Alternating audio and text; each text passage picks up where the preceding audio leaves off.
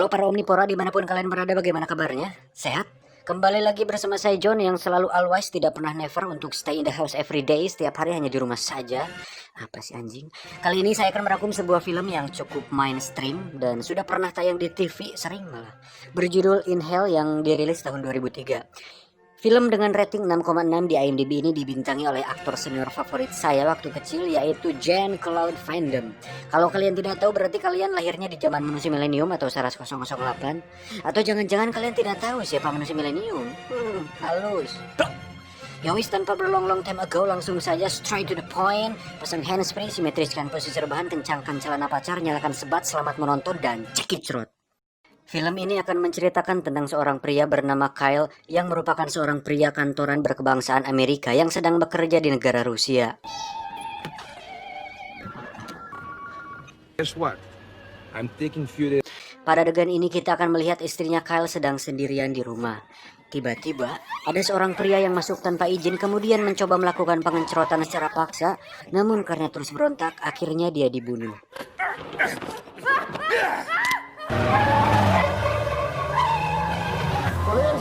Militia! Can you speak English? My wife is in danger. Help!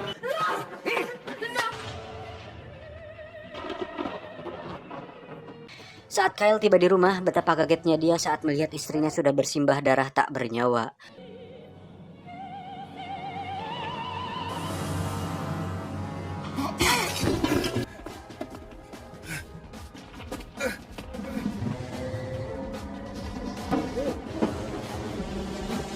Kyle sempat mengejar dan bertarung dengan si pelaku.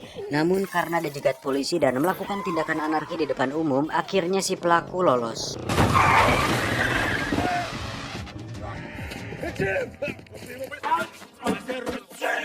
He killed my wife!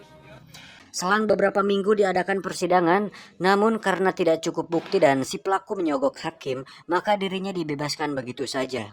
Tapi tidak seperti film Law Abiding Citizen, si tokoh utama tidak menunggu 10 tahun untuk balas dendam. Tetapi, Kyle tiba-tiba mengambil pistol milik polisi, kemudian menembak pelaku di gedung persidangan saat itu juga.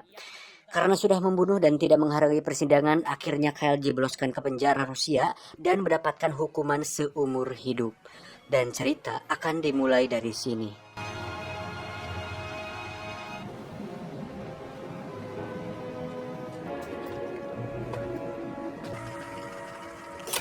Para napi senior di sana pun terlihat sangat senang saat melihat para narapidana baru memasuki penjara mereka.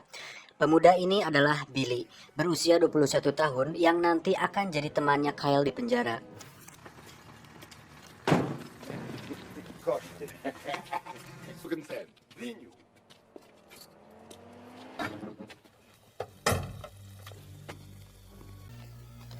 Ini adalah Jenderal Usop. Beliau adalah ketua kepala polisi di sini, di mana semua sisi penjara dijaga ketat dengan standar militer sehingga jika ada yang lari, maka akan langsung ditembak mati saat itu juga. You can try and run if you like.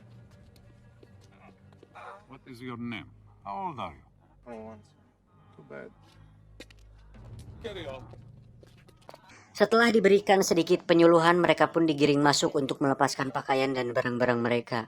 Dan terjadi sedikit insiden kecil di sini saat Kyle disuruh untuk melepaskan cincin kawinnya oleh Tolik yang merupakan sipir penjara di sana. Kyle menolak untuk melakukannya karena itu adalah peninggalan terakhir istrinya. Kyle pun dipukul hingga terjungkal.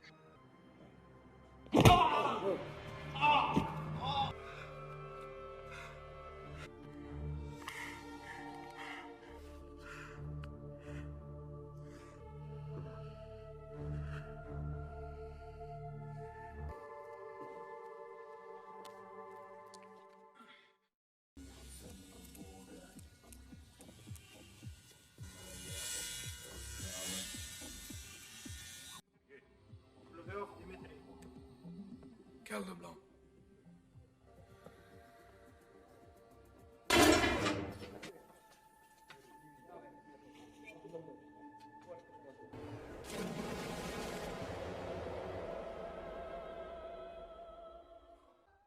Saat tengah malam, tak disengaja Kyle terbangun dan melihat Billy dibawa oleh para sipir. Ternyata, seorang napi senior yang tadi kita lihat sudah memberi uang kepada sipir penjara untuk membawa Billy ke selnya. Dan itu dilakukannya tidak lain sudah pasti untuk melakukan pengencerotan bool kepada Billy yang tentu saja masih muda dan pasti boolnya masih ranum. Cing. Ada kayak gini mulu bangsat. Karena memang kalau di penjara katanya karena tidak ada wanita, sehingga hasrat seksual bisa beralih ke setiap gender yang ada lubangnya. Billy yang kalah fisik pun mau tidak mau terpaksa harus dibool dan itu pasti sakit.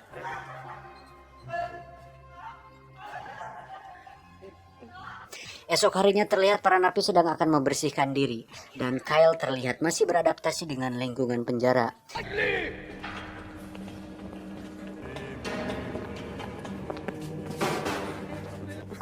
Get up. Saat sedang berjalan di depan sel, tak sengaja Kyle melihat Billy dalam keadaan babak belur dan sudah tidak suci lagi. Dan ketika melihat si Andrei berjalan, Kyle melihat dia seperti pelaku pembunuh istrinya. Maka dari itu, dia memukul Andrei hingga terjadilah sebuah pertarungan kecil yang akhirnya membuat Kyle harus dijebloskan ke ruang isolasi di mana di situ merupakan jalur pembuangan ee.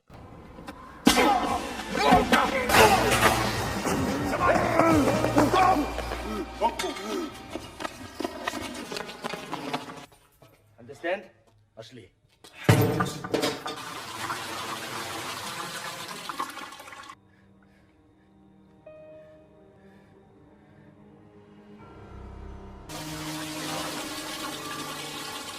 Dengan kondisi seperti ini tidak memungkinkan bagi Kyle untuk memakan makanan yang diberikan sipir, karena harus makan dengan didampingi aroma ee yang menyengat.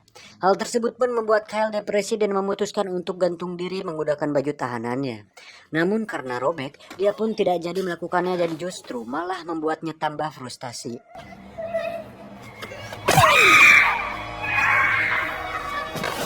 Tak lama masuklah seekor kupu-kupu yang masuk melewati jendela atap. Seketika dia teringat saat istrinya masih hidup, di mana kala itu istrinya melarang Kyle membunuh kupu-kupu yang masuk ke rumahnya. Hal tersebut pun membuat Kyle kembali termotivasi untuk bertahan dan melanjutkan hidupnya.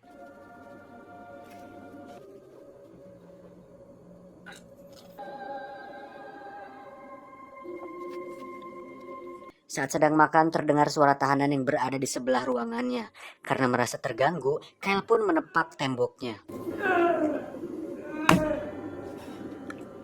Saat akhirnya dia keluar, sipir pun membawanya ke sebuah sel yang di sana ada seorang tahanan yang bernama 451. Sipir mengatakan jika si 451 ini adalah tahanan yang sedikit gila, di mana dia sudah membunuh 3 teman sekamar terakhirnya.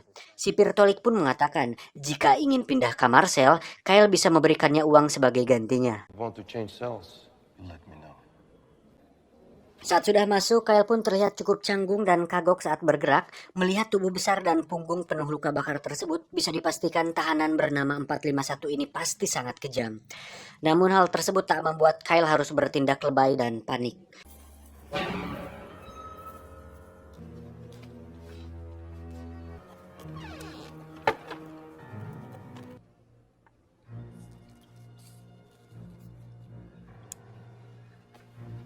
Esok harinya terlihat Kyle mengikuti kegiatan penjara di mana dia harus membersihkan ladang bersama para tahanan lain. Setelah itu dilanjutkan dengan berolahraga di lapangan penjara. Di situ terjadi sebuah insiden di mana Andrei terlibat perselisihan dengan tahanan lain. Namun, sipir mengatakan agar mereka sabar dan bertarung dalam arena. Dan faktanya, penjara tersebut mengadakan sebuah pertarungan 1 lawan 1 yang bernama Sparka. Di mana pertarungan tersebut memang sengaja diadakan oleh kepala penjara dan dijadikan bahan taruhan sang kepala penjara bersama para jenderal-jenderal lain di negara tersebut. Tak lama Billy menghampiri Kyle dan disitulah pertama kali mereka bertemu dan menjadi sahabat. Ini adalah Malakai, seorang tahanan senior yang mengalami cacat pada kakinya. Namun, Malakai adalah seorang tahanan yang punya banyak informasi, di mana dia menjelaskan bahwa para tahanan di sini terbagi menjadi beberapa geng yang saling bermusuhan. They run the place. The rest of the gangs just try to kill each other. The guy next to him is their leader. Pay the guard. Let that crazy motherfucking nigga sell. Better start praying. Singkat cerita, malam pun tiba. Saat Kyle sedang tidur, tiba-tiba dia dikagetkan oleh tahanan 451 yang sedang membekam mulutnya. Ternyata, Kyle mengigau saat tidur dan hanya menyuruhnya untuk tidak berisik.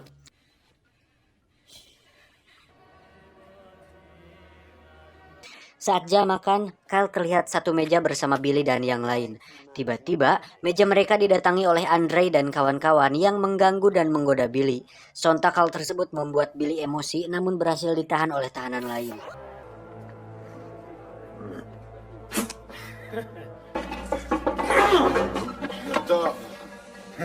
I like that. Saat siang hari, Kyle pun mendatangi sipir Tolik dan memberikannya uang untuk pindah kamar sel. Namun, karena uangnya kurang, Kyle masih belum bisa pindah saat ini.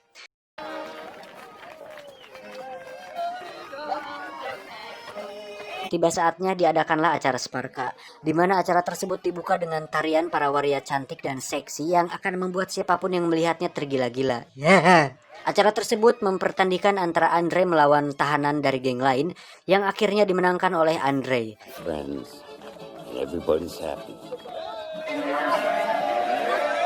Ladies, gentlemen, I've always dreamed of having them both together. Stand for blood, sweat, tears. Boy, show me how you love me.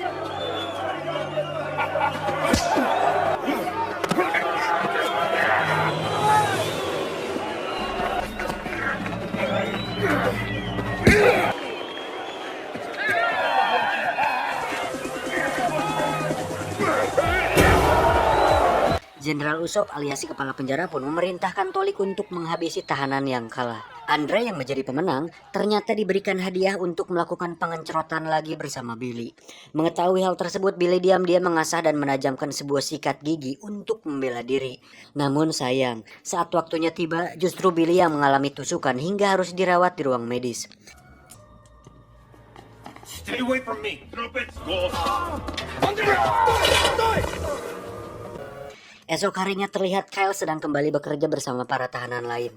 Salah satu tahanan yang merupakan teman si Andre pun tiba-tiba membuat masalah yang menimbulkan Kyle dan orang itu harus berkelahi. Sehingga Kyle harus kembali dimasukkan ke dalam ruang isolasi. Get your respect.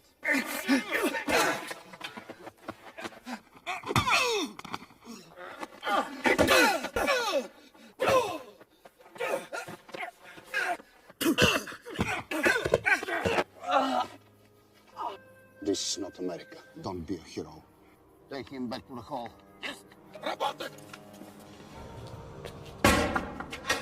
Saat sudah di ruang isolasi, Kyle kembali mendengar suara tahanan dari ruang sebelah dan Kyle kembali menepuk tembok.